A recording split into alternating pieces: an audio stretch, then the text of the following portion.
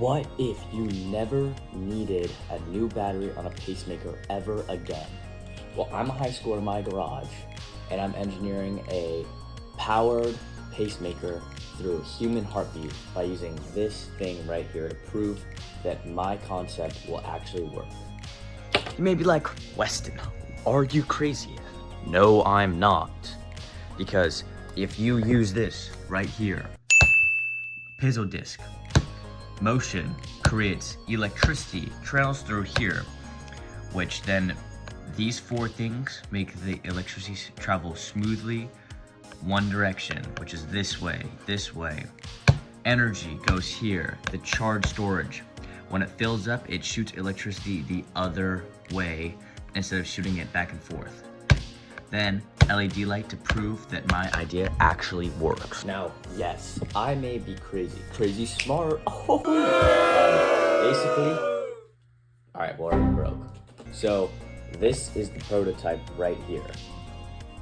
This thing plugs in, the red one at the 10, the black one on the 15. You press this down, the electricity travels through everything, makes LED light. My prototype works. Boom. If it were that simple. This doesn't channel enough electricity because big brain me was like, oh, let's get a small thing that uses motion to channel electricity. It's too small. It doesn't go through any of these. This needs 0.7 volts, 0.7, and this still doesn't channel enough. So I'll be getting a newer version of these called like the 1.5, I don't know, something. It only needs 0.2 volts.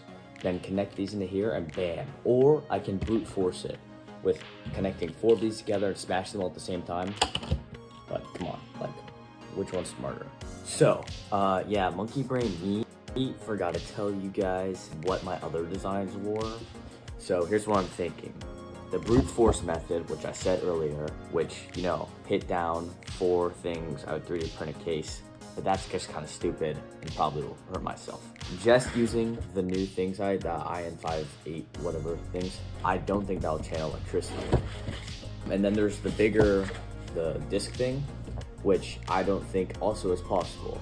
So I'm gonna try just the new one, and hopefully that does enough volts. But sadly today I learned at school that my initial design apparently causes many problems with if I use a lithium battery, which I don't know what I was thinking. Cooked battery, okay? So overheating, so literally overheating in your heart.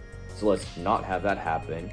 Battery degrade, which wouldn't be that wouldn't be the worst, but that's still bad. Chemical swelling and explosion.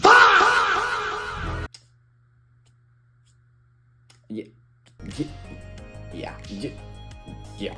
And single point risk. So adding more components equals more failures. Follow me on this wacky, fun venture that hopefully doesn't lead to me being a menace to society and accidentally swelling up and exploding things.